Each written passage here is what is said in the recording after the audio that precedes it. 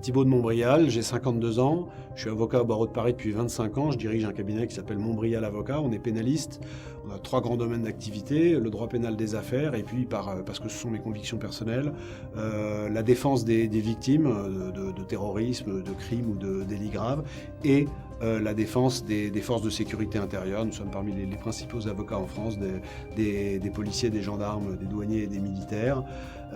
Et puis, alors j'interviens aussi dans les écoles de police et de gendarmerie sur les questions de droit de l'usage de l'arme, la force légale, on en reparlera. Et puis enfin, nous faisons aussi du droit de la presse, de la diffamation, du droit à l'image. Ça, c'est ma première activité, c'est mon activité professionnelle. Et puis depuis quelques années, je me suis beaucoup intéressé aux questions de sécurité intérieure. En 2015, j'ai créé le Centre de réflexion sur la sécurité intérieure, dont je suis le président encore aujourd'hui, et qui est un think tank. Alors c'est un petit think tank, mais c'est le seul en France à être totalement dédié aux questions de sécurité intérieure.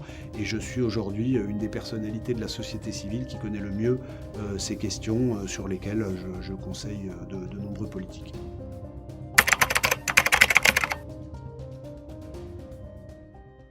Alors j'ai écrit 2 livres, un premier en 2015 qui s'appelait Le sursaut ou le chaos, juste après l'attentat de janvier 2015, et puis un deuxième qui est paru aux éditions de l'Observatoire au mois d'octobre 2020, qui s'appelle Osons l'autorité. Pourquoi osons l'autorité? Parce que moi je fais le constat de ce que depuis 40 ans notre pays est en train de lentement s'enfoncer, un peu comme un bonhomme qui marcherait sur un lac gelé avec des fissures qui apparaîtraient dans la glace sous ses pas. Nous sommes quelque part entre la grande fissure et la première montée de l'eau au niveau des chevilles. Je pense pour autant que tout n'est pas perdu, mais qu'il faut un sursaut, et ce sursaut ne peut passer que par un rétablissement de l'autorité. Alors le livre est construit en 2 parties. La première partie, c'est le constat dans tout un tas de domaines de la vie de notre pays, et notamment des politiques de sécurité et de justice. Comment est-ce que l'autorité s'est effondrée? Quelles conséquences est-ce que ça a eu? Et puis je me suis mouillé pour poursuivre sur la même métaphore, et je fais une deuxième partie que beaucoup d'essayistes ne font pas, qui est une partie dans laquelle je propose des solutions, qui sont parfois des solutions d'ordre de l'état d'esprit, mais également des mesures administratives ou juridiques dont je pense qu'elles permettraient de faire repartir notre pays dans le bon sens, mais qui auraient pour corollaire, pour socle de départ indispensable pour qu'on les applique, un vrai courage politique, et pas simplement une posture de courage politique comme on la voit trop souvent aujourd'hui.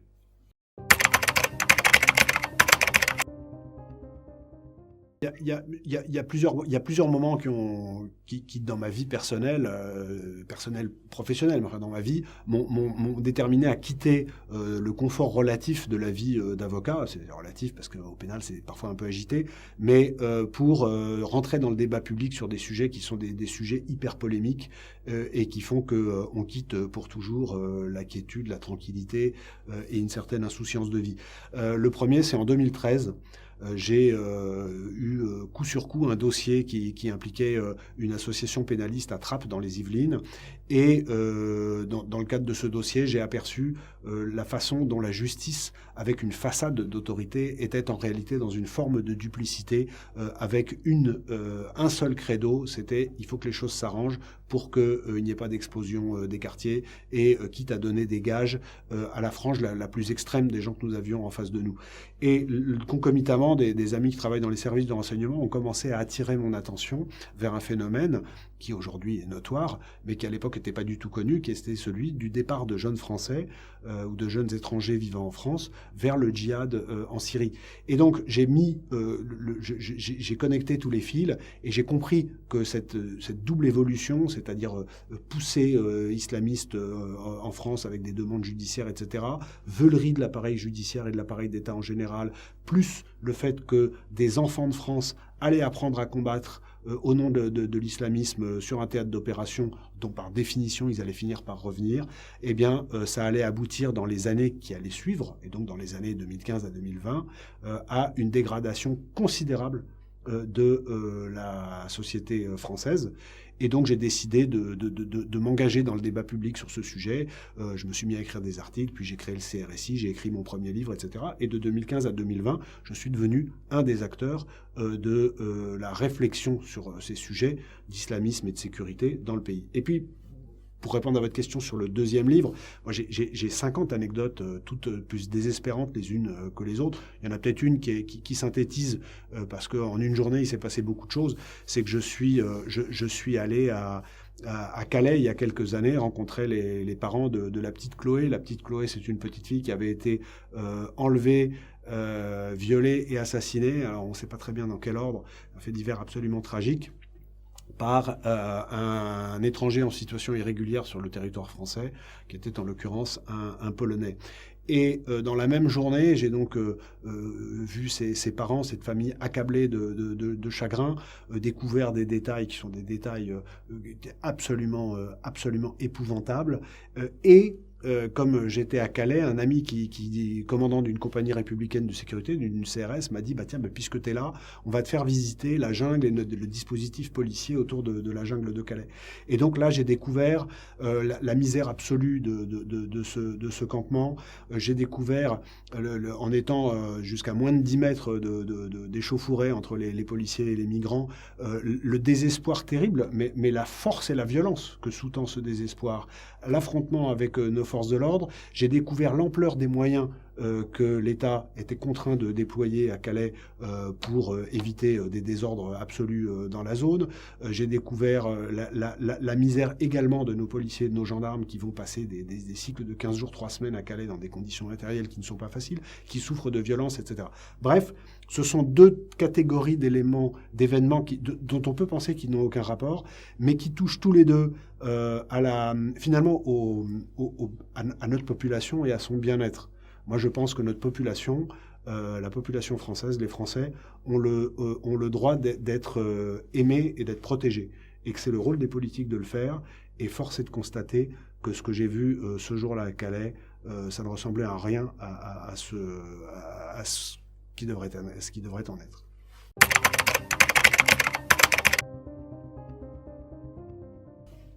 Il y a plusieurs choses. Depuis 40 ans, l'État et d'une manière générale, tous les corps intermédiaires multiplient les lâchetés et les renoncements.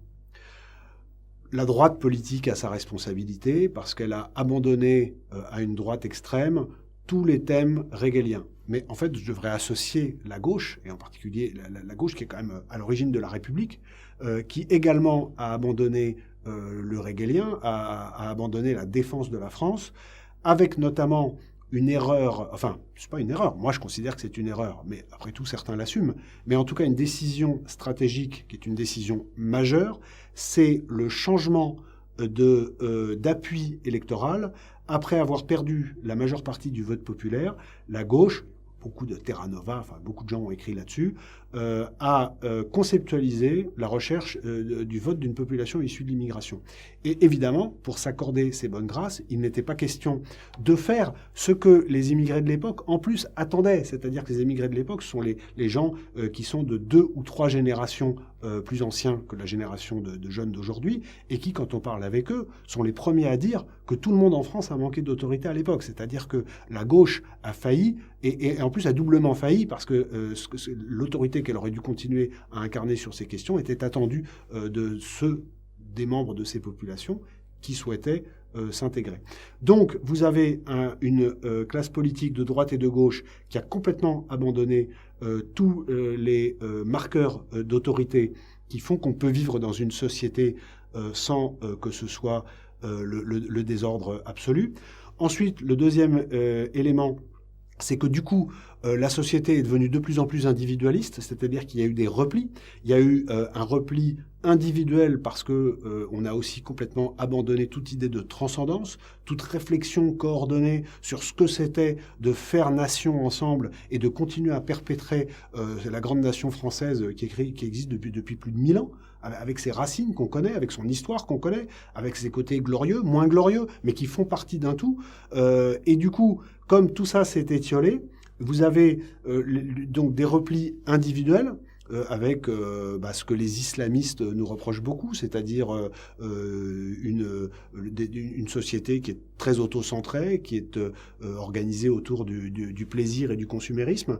Et puis, de l'autre côté, des groupes communautaires de plus en plus nombreux dans notre pays, qui se sont sentis, ne voyant pas de limite à leurs ambitions politiques, parce que ce sont bien des ambitions politiques, se sont mis à s'organiser de façon plus ou moins autonome, et ce qui aboutit aujourd'hui à ce que l'on parle ouvertement de séparatisme et de quartier où la loi de la République ne s'applique plus.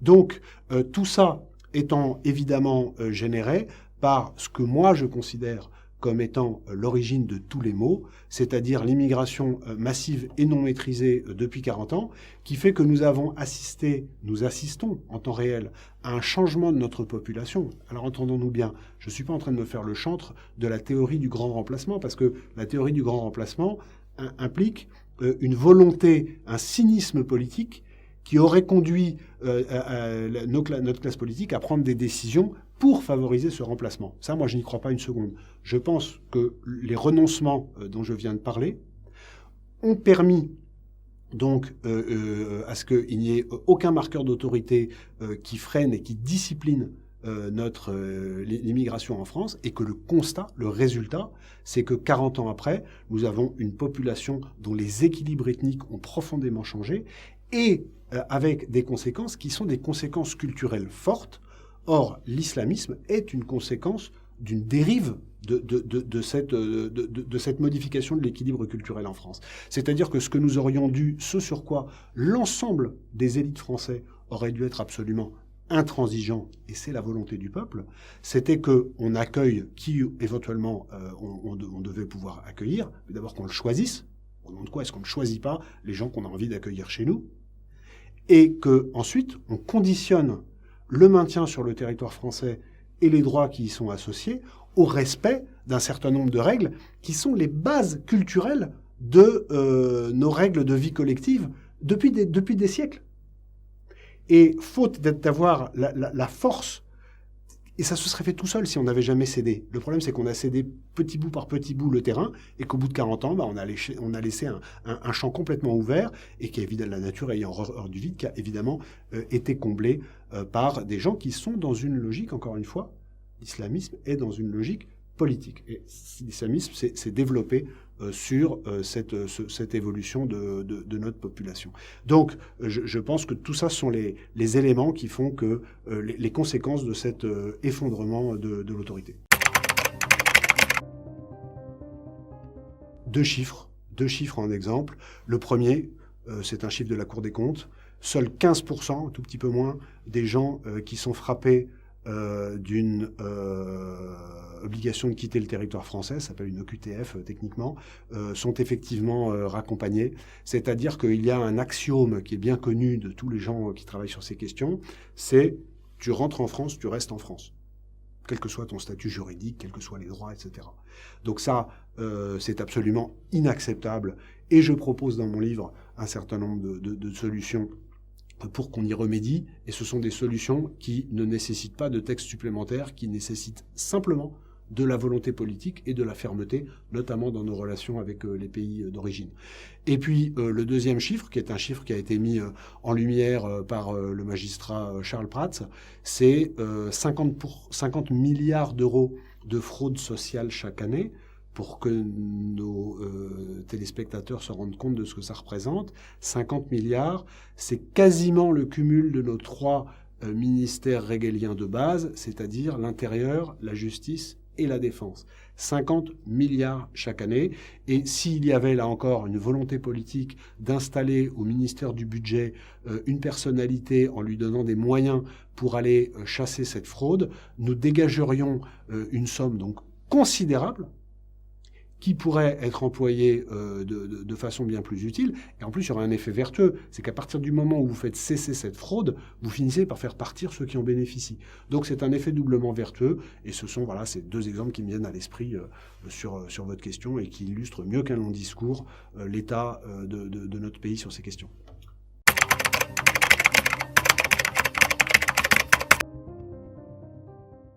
Moi, je pense que il faut, ou alors c'est la Cour des comptes qui a menti. Moi, dans mon livre, je m'appuie exclusivement sur des chiffres officiels, soit issus de l'administration française, soit issus des corps qui la contrôlent, soit issus de l'Union européenne.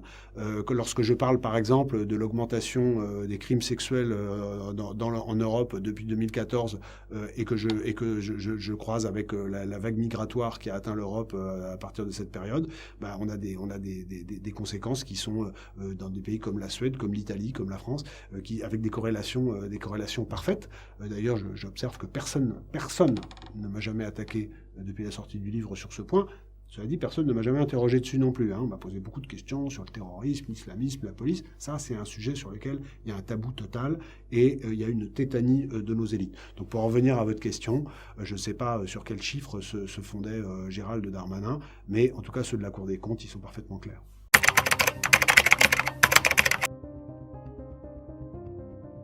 La question des violences policières est une question qui est déjà mal posée parce que moi je récuse le terme de violence policière. Pourquoi ? Parce que ce terme de violence policière, étymologiquement, ne veut rien dire pour une raison très simple, c'est que la violence policière, elle est prévue par la loi. Elle est légitime. C'est-à-dire que la police a le monopole de la violence légitime. Donc, ça ne veut pas dire que la police peut faire n'importe quoi. Ça veut dire qu'il y a des règles qui encadrent l'usage de la force par nos forces de sécurité intérieure, mais que dès lors qu'elles les respectent, il n'y a pas de violence. La violence, c'est un terme qui, dans le code pénal, implique l'utilisation de la force de façon illégitime. Donc, il n'y a pas de violence policière à proprement parler. La vraie question, c'est est-ce qu'il y a des violences policières illégitimes ? La réponse est oui, il y en a. Bien sûr, comme à partir du moment où il y a une organisation humaine, il y a toujours des gens qui commettent des erreurs. Question, ces violences policières illégitimes sont-elles systémiques ? Alors, il faut voir d'où vient la question. C'est le « d'où parles-tu, camarade » de nos amis marxistes. Je mets des guillemets, chacun l'a bien compris. Ce sont évidemment les gens qui sont des indigénistes et des gens qui sont dans une logique de saper les institutions de la République, et la première d'entre elles, celle qui est chargée d'y maintenir l'ordre et la paix publique. Parce que le maintien de l'ordre, c'est surtout le maintien de la paix publique pour que chacun puisse vivre en paix. Il ne faut jamais l'oublier. La théorie de la violence policière illégitime systémique, ça vient des États-Unis. Et c'est fondé sur une théorie américaine, théorie d'un racisme. Il y aurait un prétendu racisme systémique au sein de la police aux États-Unis. Je renvoie aux travaux sur cette question. Les chiffres et les réalités sont en réalité beaucoup plus compliqués que ce qu'on veut bien croire dans la plupart des médias français qui ne travaillent pas beaucoup sur ces sujets. Mais ce n'est pas mon sujet du jour. Je renvoie au sujet américain qui n'a rien à voir à beaucoup d'égards. Moi, je me contente de travailler sur la France. Et en France, j'affirme que ça n'est absolument pas le cas. C'est pas le cas pour plusieurs raisons. C'est pas le cas d'abord parce que la police et la gendarmerie sont constituées par des femmes et des hommes qui sont des citoyens français et qui sont donc issus pour une partie significative, eux aussi, de l'immigration. Donc, il n'y a pas de... Sauf à imaginer qu'il puisse y avoir un racisme selon que comporte l'uniforme ou pas, et que du coup, on regarde l'autre différemment. Tout ça n'a pas de sens. Mais cela dit, sur cette question, on constate avec les incidents notamment qu'il y a eu au cours de l'été 2020, où coup sur coup, un policier et un gendarme de noirs ont été pris à partie par la foule des manifestants du tristement célèbre collectif Adama Traoré, avec des phrases telles que tu es le bounty de service, etc., etc. C'est-à-dire qu'on a affaire à des gens qui, prétendument contre le racisme, essentialisent l'autre du fait de ses origines, ce qu'elle a pour le coup 100% raciste. Donc on a affaire à des militants prétendument antiracistes qui essentialisent le racisme et qui sont donc eux-mêmes les vrais racistes dans notre pays. Mais pour en revenir à la police, nous avons une police donc, qui est composée de la mosaïque qui compose la population française. Nous avons surtout une police qui aujourd'hui subit des violences absolument terrifiante. C'est-à-dire que le nombre de policiers et de gendarmes blessés en service n'arrête pas d'augmenter. Le chiffre des morts hors terrorisme est à nouveau reparti spectaculairement à la hausse. Il y a, à l'heure où je vous parle, des incidents quotidiens et avec des ouvertures de feu dont on parle très peu, quasi quotidiennes, toutes les nuits en France, avec des policiers pris à partie, des gens qui leur foncent dessus, etc., etc. Lors d'une conférence au Centre de réflexion sur la sécurité intérieure que nous avions organisée en septembre 2019, le directeur général de la gendarmerie, Christian Rodriguez, avait révélé pour la première fois ce chiffre qui depuis a été popularisé, qui était qu'il y avait un refus d'obtempérer, c'est-à-dire des gens qui ne s'arrêtent pas lorsque des policiers ou des gendarmes leur demandent de le faire, plus d'une fois toutes les demi-heures en France. Et les refus d'obtempérer ne sont pas que le fait de délinquants violents. Ce sont aussi des gens qui, parce qu'il y a une violence de plus en plus grande contre les policiers, s'y mettent aussi à leur tour, et tout simplement parce qu'ils n'ont pas leurs papiers en règle, ou parce qu'ils ont un tout petit peu trop bu, au lieu de s'arrêter et de se dire je vais essayer de discuter, et puis sinon j'ai joué, j'ai perdu. Non, ils accélèrent, ils passent coûte que coûte, quitte à prendre le risque de tuer ou de blesser le policier. Donc nous avons des forces de l'ordre qui aujourd'hui sont sous une pression terrible et qui subissent une violence qui est une violence épouvantable et auquel la loi, et c'est normal, mais il faut comprendre la difficulté dans laquelle ils exercent leur métier. La loi implique, la loi impose de garder leur sang-froid et leur capacité de discernement en toutes circonstances, même quand des gens essayent de les tuer, pour garder la stricte proportionnalité dans la riposte, ce qui est extrêmement difficile, et ce à quoi, croyez-moi, ils s'astreignent au quotidien. Parfois, ça n'est pas possible de respecter strictement cette proportionnalité. Les excès doivent être condamnés, et je rajoute ce chiffre que tout le monde connaît, qui est que les policiers c'est le corps administratif qui cumule quasiment la moitié des sanctions dans la fonction publique. C'est dire si aujourd'hui les policiers qui commettent des erreurs les payent cher.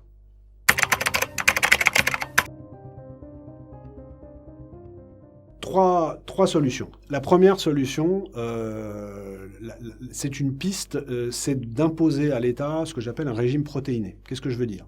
Plus de muscles, moins de graisse. Plus de muscles, c'est-à-dire concentrer le budget de l'État autour des piliers régaliens.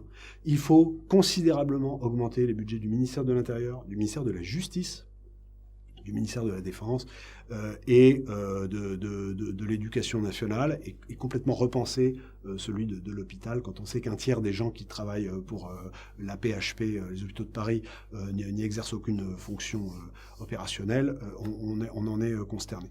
Donc il faut concentrer ces moyens de l'État. Aujourd'hui, on a un État obèse, un État hypertrophié, qui s'occupe de tout un tas de sujets sur lesquels il n'est absolument pas compétent ni pertinent.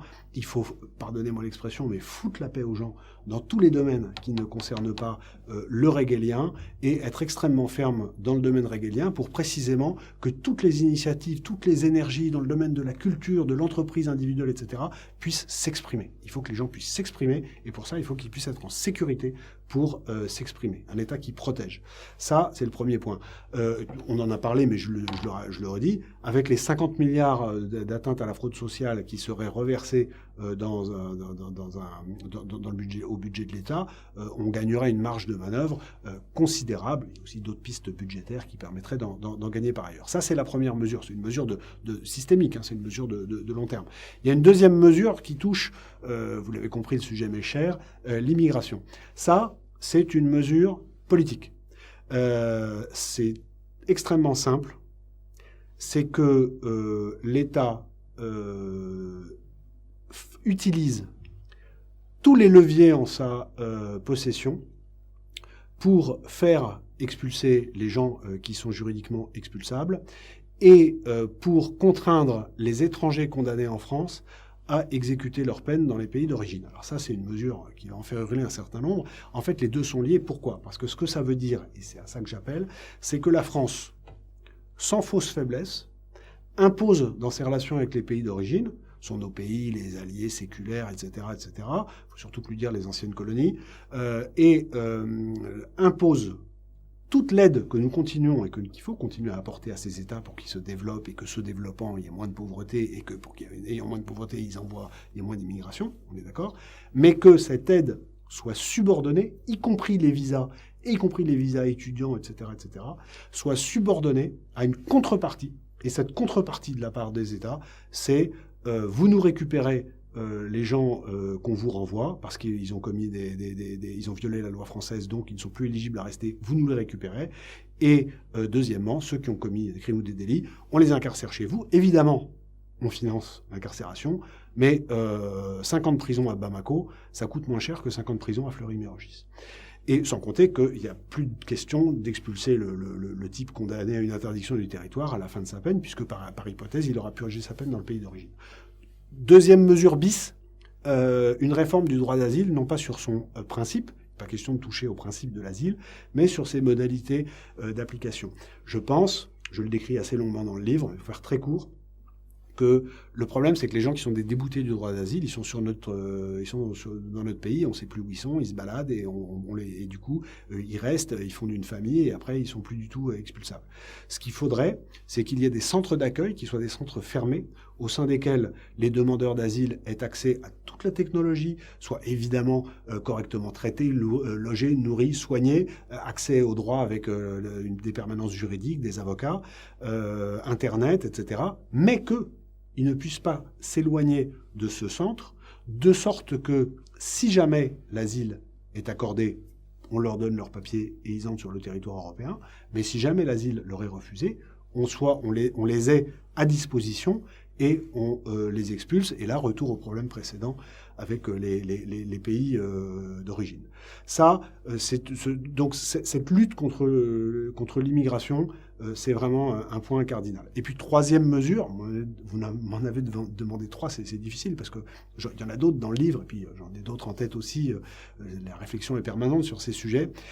C'est plus une question d'état d'esprit. Ça concerne la justice. Il faut absolument restaurer dans notre pays une justice qui protège nos concitoyens. La justice, c'est un maillon essentiel de la sécurité. Les gens opposent toujours sécurité et justice, ministère de l'Intérieur, ministère de la Justice. Mais ce sont les maillons d'une même chaîne. Lorsque vous avez des délinquants, ce sont les policiers et les gendarmes qui sont chargés de les appréhender, mais ensuite, ils les apportent à l'autorité judiciaire et qui tranche. Donc, on ne peut absolument pas dissocier les deux dans l'esprit. Or, aujourd'hui, la justice, elle dysfonctionne parce qu'il y a un manque de moyens, mais elle dysfonctionne surtout parce qu'il y a un état d'esprit. Et cet état d'esprit, c'est pas, je ne suis pas du tout un obsédé du complot d'une justice gauchiste, etc. C'est beaucoup plus compliqué que ça. Il y a une petite frange de magistrats d'extrême gauche, mais la majorité de nos magistrats ne sont pas du tout des gens de gauche.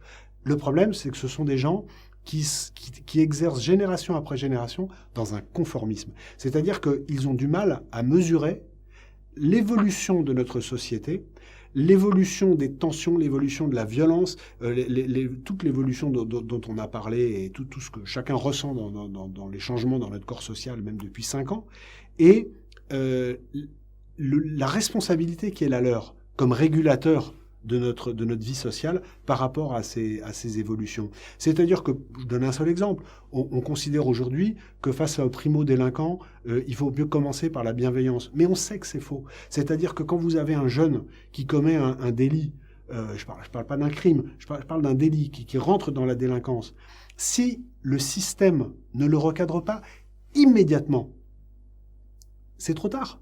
Parce que ce que nous allons considérer, c'est un nous systémique, que le système va considérer comme étant de la bienveillance, lui, il va l'interpréter comme de la faiblesse. Et c'est fini. Quand vous prenez les travaux du professeur Maurice Berger, par exemple, qui travaillait avec la protection de la jeunesse de Seine-Saint-Denis, et il développe sur le sujet du rapport de l'adolescent à l'autorité une thèse qui est une thèse que quiconque a des enfants peut mesurer chez lui.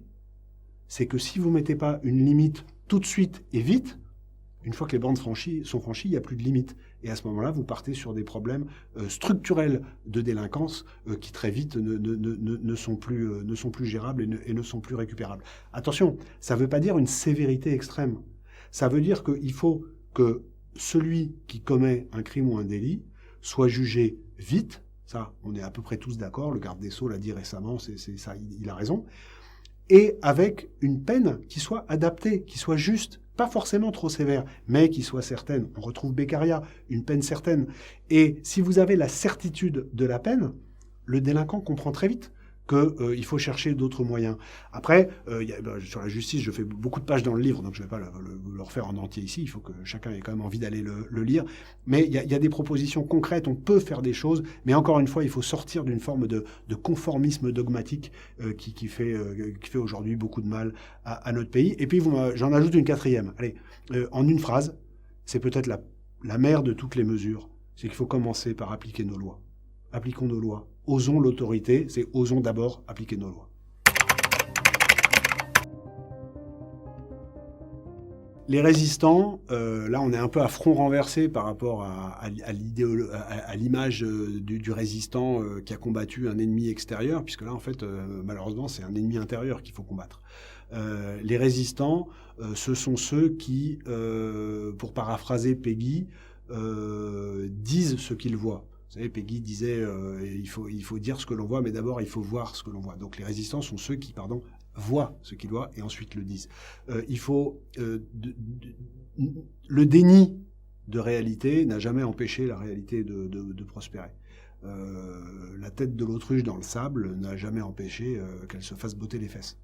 Donc il faut dire ce que l'on voit et il faut accepter l'impopularité, voire la haine que ça va générer de la part de ceux qui ont intérêt à ce que le corps social dans son ensemble continue à être composé au mieux d'idiots utiles et au pire de collabos. Et ça implique une forme de force de caractère, une capacité à s'extraire du jugement des autres, à ne pas trop s'attacher à ce qu'écrivent Libération, Mediapart ou Le Monde sur certains sujets, en particulier quand ils parlent de vous, et à pouvoir tenir sous une pression qui peut être une pression médiatique, qui peut être une pression des réseaux sociaux qui est très forte, ou qui peut être une pression plus désagréable avec des menaces ou des gens qui viennent physiquement à votre contact. Mais vous savez, l'islamisme notamment travaille beaucoup avec en générant toutes ces pressions. Alors il y a ce qu'on appelle le djihad judiciaire, ils attaquent les gens en justice, etc. Et puis vous avez les pressions physiques et tout ce qui fait que beaucoup de gens finalement préfèrent ne pas s'engager dans le débat public sur ces questions juste pour pas être emmerdés. Mais le problème, c'est que quand notre société s'effondrera, parce que si on ne fait rien pour le corriger, ça va finir par arriver, qu'est-ce qu'ils auront? Et c'est Munich, ils auront gagné 1 an, ils auront gagné 2 ans, mais à l'arrivée, ils auront perdu. Donc les résistants, ce sont les gens qui ont compris tout ça et qui essayent de le vivre. Il y a plusieurs personnes qui l'incarnent, mais moi je m'inclus dans le groupe forcément parce qu'on est un petit nombre, mais enfin on se connaît, on essaie de se soutenir. Moi le nom qui me vient à l'esprit, c'est Zineb El Razoui. Je suis son avocat depuis 3 ans. Zineb est une personnalité que chacun connaît, qui est formidablement attachante et qui est une militante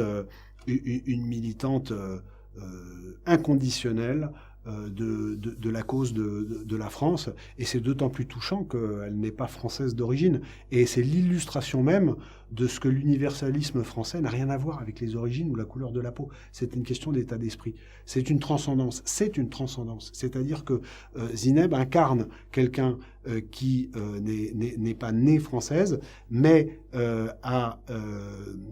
incarne toutes les valeurs aujourd'hui de la France et reprend à son compte et porte toutes ces valeurs et ces racines qui sont celles qui font que notre nation existe, je vous disais tout à l'heure, depuis un millénaire, et que l'enjeu, c'est qu'elle continue à exister sur ces valeurs-là pendant encore de nombreux siècles, parce que ce sont les seules conditions qui vont nous permettre de continuer à vivre ensemble. Aujourd'hui, la notion de vivre ensemble, elle est complètement dévoyée. C'est une incantation qui est annonnée par des gens qui habitent rive gauche, je caricature un peu, et qui en plus, à titre personnel, ne se l'appliquent pas. C'est-à-dire qu'ils mettent leurs enfants dans l'école privée, ils vont pas passer leurs vacances en Seine-Saint-Denis, etc. Donc, il faut, pour recréer du lien et du sens à une société commune, il faut se rappeler et il faut assumer qui nous sommes. Nous sommes un pays aux racines gréco-latines, de tradition judéo-chrétienne, avec le droit d'aimer qui on veut, le droit de croire, de ne pas croire, de ne plus croire, et le droit d'avoir un mode de gouvernance qui place, même s'il est loin d'être parfait en ce moment, l'homme au sens générique, au cœur des préoccupations. Et si vous prenez les 5 points que je viens de prendre, eh ben c'est exactement le contraire de ce que l'islamisme essaie de nous imposer. Et nous serons d'autant plus respectés par nos ennemis et nous finirons par prévaloir, parce que je pense que nous finirons par prévaloir, évidemment, en assumant ces valeurs. Vous voyez, moi je les ai nommées. Beaucoup de gens disent les valeurs sans les nommer. Moi je les ai nommées. En les assumant sans être agressif, mais sans faiblesse. Il faut s'aimer soi-même. C'est comme en psychanalyse. La psychanalyse, on finit par être bien soi-même quand on arrive à s'accepter soi-même. Il faut que notre pays arrive à s'aimer, à faire la paix avec son passé. Nous sommes un pays formidable et il faut redonner à la jeunesse d'aujourd'hui, dont une partie est perdue, voire une partie est récupérée par des gens qui veulent nous détruire. Il faut leur redonner envie d'être de jeunes citoyens français, quelle que soit leur origine et la couleur de leur peau. Il y a que les islamo-gauchistes qui vont vous dire que l'islamo-gauchisme n'existe pas. C'est une évidence que ça existe. Ça existe pourquoi ? Parce que vous avez la conjugaison objective de deux forces politiques. D'une part, l'islamisme, qui est en pleine logique de conquête dans notre pays, et qui profite du fait qu'on a focalisé sur le terrorisme, dont beaucoup d'ailleurs, comme François Hollande, ne disaient pas que n'était qu'un moyen au nom d'une idéologie, au service d'une idéologie. Le terrorisme, c'est un mode d'action politique. Donc c'est le terrorisme islamiste, sinon ça ne veut rien dire.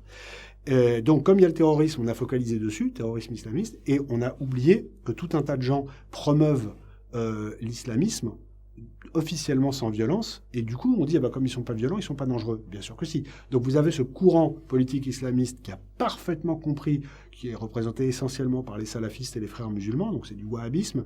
Ce sont des gens, quand on les lit depuis un siècle, quand on lit ce qu'ils ont écrit depuis un siècle, on se rend compte à quel point ils connaissent les mécanismes qui fondent nos sociétés et les utilisent contre nous-mêmes. C'est ce que j'appelle dans mon livre le judo des valeurs. Le judo des valeurs, c'est l'utilisation de nos droits et de la psychologie sociale qui est la nôtre contre nous-mêmes.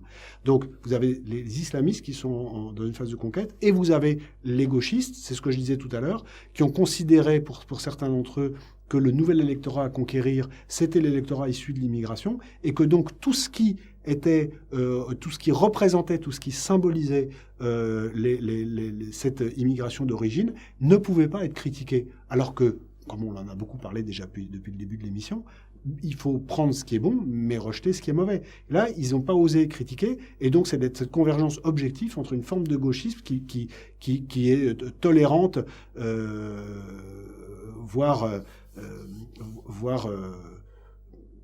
beaucoup trop ouverte avec cet islamisme qui vise à nous détruire. Donc la convergence des deux, et à l'université c'est particulièrement frappant. C'est frappant, juste pour finir, parce qu'il ne faut jamais oublier que l'islamisme, dans tous les pays où l'islamisme a créé le désordre, à partir du moment où elle a atteint une minorité suffisante pour créer des déséquilibres réels dans les pays, tangibles, qui ont abouti à des formes de violence, etc., c'est notamment dans les sphères intellectuelles que cet islamisme a permis de franchir cette étape, et c'est en particulier dans les médias et à l'université. À méditer. Aujourd'hui, je constate, comme tout le monde, un échiquier politique qui est bloqué. Moi, je pense que le salut ne pourra venir sur ces idées-là que d'une forme de regroupement des gens qui ont de la nation la vision que j'ai essayé de partager avec vous pendant cette demi-heure. Et l'origine politique m'importe peu. Ce sont ces valeurs, le sens de l'État, le respect de la loi, qui doivent nous guider. Et pourquoi ne pas opérer un grand rassemblement autour d'une figure dont j'ai du mal à voir aujourd'hui qui ça pourrait être, mais avec les réseaux sociaux, on est dans une société où ça peut émerger très vite. Il pourrait y avoir quelqu'un qui rassemble depuis l'aile gauche républicaine dure jusqu'à toute la droite.